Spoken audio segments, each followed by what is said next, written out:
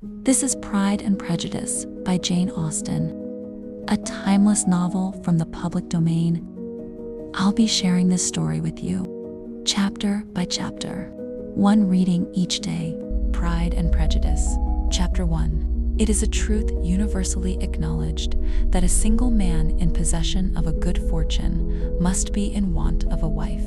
However little known the feelings or views of such a man may be on his first entering a neighborhood, this truth is so well fixed in the minds of the surrounding families that he is considered as the rightful property of some one or other of their daughters. "My dear Mr. Bennet," said his lady to him one day, "have you heard that Netherfield Park is let at last?" Mr. Bennet replied that he had not. "But it is," returned she, "for Mrs. Long has just been here, and she told me all about it." Mr. Bennet made no answer. "Do you not want to know who has taken it?" cried his wife impatiently. "You want to tell me, and I have no objection to hearing it." This was invitation enough.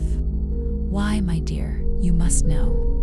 Mrs. Long says that Netherfield is taken by a young man of large fortune from the north of England, that he came down on Monday in a chaise and four to see the place, and was so much delighted with it that he agreed with Mr. Morris immediately, that he is to take possession before Michaelmas, and some of his servants are to be in the house by the end of next week. What is his name? Bingley. Is he married or single? Oh, single, my dear, to be sure. A single man of large fortune, 4,000 or 5,000 a year. What a fine thing for our girls." "How so? How can it affect them?" "My dear Mr. Bennet," replied his wife, "how can you be so tiresome? You must know that I am thinking of his marrying one of them." "Is that his design in settling here?" "Design? Nonsense. How can you talk so? But it is very likely that he may fall in love with one of them, and therefore you must visit him as soon as he comes." "I see no occasion for that.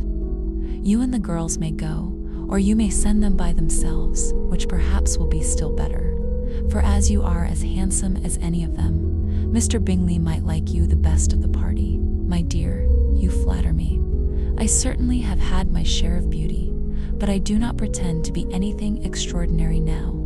When a woman has 5 grown-up daughters, she ought to give over thinking of her own beauty. In such cases, a woman has not often much beauty to think of. But, my dear, you must indeed go and see Mr. Bingley when he comes into the neighborhood. It is more than I engage for, I assure you. But consider your daughters. Only think what an establishment it would be for one of them.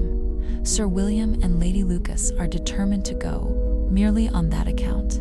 For in general, you know they visit no newcomers. Indeed, you must go, for it will be impossible for us to visit him if you do not. You are over-scrupulous, surely.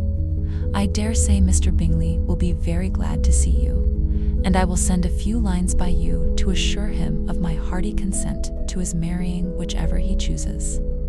Of the girls, though I must throw in a good word for my little Lizzie, I desire you will do no such thing. Lizzie is not a bit better than the others, and I am sure she is not half so handsome as Jane, nor half so good-humored as Lydia, but you are always giving her the preference." "They have none of them much to recommend them," replied he. "They are all silly and ignorant, like other girls. But Lizzie has something more of quickness than her sisters." "Mr. Bennet, how can you abuse your own children in such a way? You take delight in vexing me. You have no compassion on my poor nerves." "You mistake me, my dear. I have a high respect for your nerves. They are my old friends. I have heard you mention them with consideration these 20 years at least. Ah, you do not know what I suffer. But I hope you will get over it, and live to see many young men of 4,000 a year come into the neighborhood. It will be no use to us if 20 such should come, since you will not visit them.